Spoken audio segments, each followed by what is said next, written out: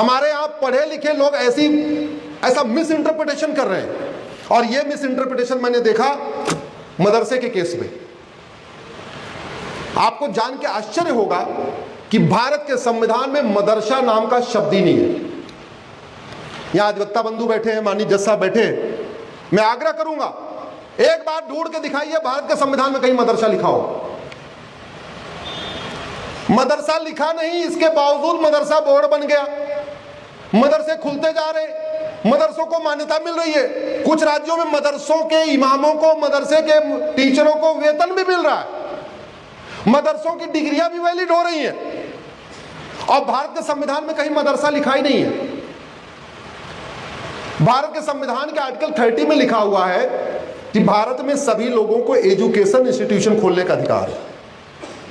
उस education institution को हमारे माननीय सुप्रीम कोर्ट के समझदार जजों ने रिलीजियस एजुकेशन इंस्टीट्यूशन समझ लिया।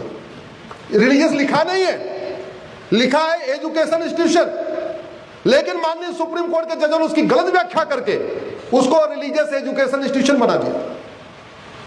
जबकि भारत नहीं, पूरी दुनिया के मदरसे में क्या सिखाया जाता है ये सबको पता। एक मछली तालाब को गंदा नहीं कर सकती, लेकिन एक मदरसा पूरे देश को बर्बाद कर सकता है। यह कड़वी सच्चाई है। इसके बावजूद मदरसे को मान्यता, मदरसे को सब कुछ, मदरसे को ये, मदरसे को वो। अच्छा, आर्टिकल 30 में एक माइनॉरिटी शब्द आया। माइनॉरिटी कौन है भारत के संविधान में कहीं लिखा ही नहीं। कितने परसेंट वाला माइनॉरिटी न संविधान में लिखा है न कानून में लिखा है। 0.5%, 0.1%, 1%, 1.5%, 2%, कितने परसेंट वाला होगा माइनॉरिटी, कहीं नहीं लिखा। 1000 जिसकी संख्या है, कि 1 लाख जिसकी संख्या है, कि 5 लाख जिसकी संख्या है, कि 10 लाख जिसकी संख्या है, कितनी संख्या वाला माइनॉरिटी कहलाएगा, कहीं नहीं लिखा। न संविधान में लिखा न कानून में लिखा।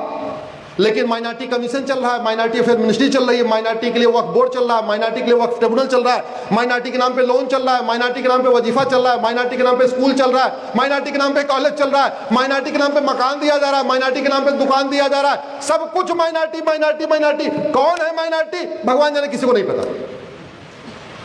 पिछले 10 सालों से मैं सुप्रीम कोर्ट में माइनॉरिटी को डिफाइन करवाने पे लगा हुआ हूं, और माननीय सुप्रीम कोर्ट दाएं जा रहे हैं, बाएं जा रहे हैं, लेकिन कभी बीच में नहीं आ रहा है कि माइनॉरिटी कौन है। माइनॉरिटी कौन है इस पे कोई चर्चा ही नहीं करना चाह रहा। न संसद में माइनॉरिटी कौन हो रहा है इस पे चर्चा हो रही, न विधानसभा में चर्चा हो रही है, न सुप्रीम कोर्ट में चर्चा हो रही। अलीगढ़ वाला केस आया, अलीगढ़ मुस्लिम यूनिवर्सिटी वाला, तो मैंने कहा साहब एक काम करो, अलीगढ़ यूनिवर्सिटी माइनॉरिटी यूनिवर्सिटी है कि नहीं इसको बाद में डिफाइन करना, पहले ये बता दो माइनॉरिटी कौन है। माइनॉरिटी को राष्ट्रीय स्तर पर आइडेंटिफाई करेंगे कि स्टेट लेवल पर आइडेंटिफाई करेंगे, माइनॉरिटी को परसेंटेज के हिसाब से आइडेंटिफाई करेंगे या क्वांटिटी के हिसाब से आइडेंटिफाई करेंगे। अरे माइनॉरिटी की संख्या सैकड़े में हो सकती है, और देश बड़ा है तो जिसकी संख्या कुछ हजार हो, चलो और देश बड़ा है तो माइनॉरिटी की संख्या जो कुछ लाख हो, जिसकी संख्या करोड़ों में हो उसको माइनॉरिटी कह सकते हैं क्या? जोर जोर से बोलिए जरा। लेकिन हो रहा है कि नहीं? इतना बड़ा ब्लंडर हो रहा, फिर भी आप लोग शांत होकर बैठे हुए, क्यों? क्योंकि बुरा मत मानना, आवाज उठाना पड़ेगा। अगर अधिवक्ता बंधु आवाज नहीं उठाएंगे, प्रोफेसर नहीं उठाएंगे, समझदार लोग नहीं उठाएंगे, जजेस नहीं उठाएंगे, पढ़े लिखे लोग आवाज नहीं उठाएंगे, तो कौन उठाएगा? तो सबसे पहली आवश्यकता है, अगर देश को बचाना है आतंकवाद, अलगाववाद, जिहाद, मजहबी उन्माद से, सबसे पहले माइनॉरिटी मेजॉरिटी का खेल खत्म करने की जरूरत है। मदरसा बंद करने की जरूरत है, यूनिफॉर्म एजुकेशन सिस्टम लागू करने की जरूरत है। भारत में पहले यूनिफॉर्म एजुकेशन सिस्टम था। कृष्ण और सुदामा एक स्कूल में पढ़ते थे कि नहीं पढ़ते थे? जोर से बताइए जरा। एक राज परिवार का लड़का, एक गरीब ब्राह्मण एक साथ पढ़े कि नहीं पढ़े? आज की डेट में राज परिवार, मंत्री का बेटा, संतरी का बेटा एक साथ एक स्कूल में पढ़ता है क्या? राजा दशरथ, राज परिवार के राजकुमार, और सुमंत एक नाविक का बेटा, बोटमैन, एक साथ एक स्कूल में पढ़े कि नहीं पढ़े? बाद में सुमंत को उन्होंने अपना महामंत्री बना लिया, राजा दशरथ थे। भारत में यूनिफॉर्म एजुकेशन सिस्टम था, one nation one education system था, वन नेशन वन सिलेबस था, वन नेशन वन करिकुलम था। अब आप सोच रहे होंगे अच्छे कैसे हो सकता है? गुजरात की किताब, यूपी की किताब, बंगाल की किताब एक कैसे हो सकती? क्यों नहीं हो सकती? हो सकती है। अरे गुजरात वाला गुजराती में पढ़ेगा, महाराष्ट्र वाला मराठी में पढ़ेगा, तमिलनाडु वाला तमिल पढ़ेगा, बंगाल वाला बंगाली में पढ़ेगा। किताब का सिलेबस अलग अलग क्यों करना? सिलेबस और कंटेंट तो एक हो ही सकता है ना। लेकिन एजुकेशन माफियाओं ने हमारे एजुकेशन डिपार्टमेंट को हाईजैक कर लिया। बुरा मत मानना, भारत का एजुकेशन डिपार्टमेंट भारत के लोग नहीं चला रहे, सरकार नहीं चलाती है। भारत का education system coaching mafia, school mafia और एजुकेशन माफिया चलाते हैं। और उसका परिणाम यह है, आपका बेटा कितना भी टॉपर हो अपने क्लास का, जब तक वो कोचिंग नहीं करेगा, ना उसका जेईई में सिलेक्शन होगा, ना नीट में सिलेक्शन होगा, ना एनडीए में सिलेक्शन होगा, ना क्लैट में सिलेक्शन होगा। क्योंकि कोचिंग माफियाओं ने ऐसा सिस्टम बना दिया है, जो एंट्रेंस एग्जामिनेशन में पूछा जाएगा वो 10वीं 12वीं में पढ़ाया नहीं जाएगा, जो 10वीं 12वीं में पढ़ाया जाएगा वो एंट्रेंस एग्जामिनेशन में पूछा नहीं जाएगा। आपको मजबूर होके या तो कोटा भेजना पड़ेगा या कर्नावती भेजना पड़ेगा, कहीं बढ़िया कोचिंग करानी पड़ेगी। मानिक जज साहब, आप कोचिंग करके जज बने थे क्या? लो, हमने बिना कोचिंग किए इंजीनियरिंग किया। मैं वकालत करने के पहले इंजीनियर था। 1980-90 के दशक तक कहां कोचिंग थी? कोई कोचिंग नहीं थी। आज की डेट में पूरे सिस्टम को हाईजैक कर लिया।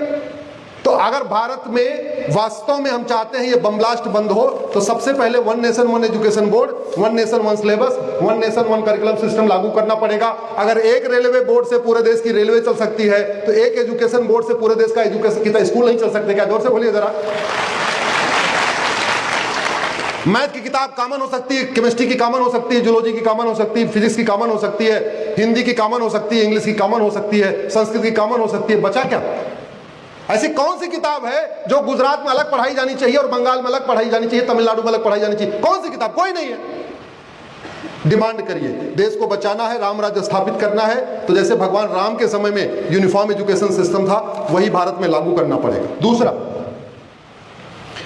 अब जज साहब ने तो फांसी दे दिया, पता नहीं उसमें से कितने लोगों को हाई कोर्ट से मानवाधिकार के नाम पे बेल मिल गई होगी।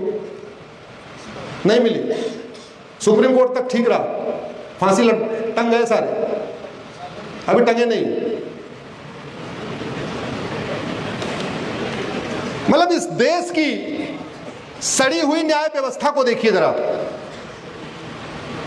मानिए जज साहब बैठे हैं, बुरा ना माने, अधिवक्ता बंधु बुरा मत माने।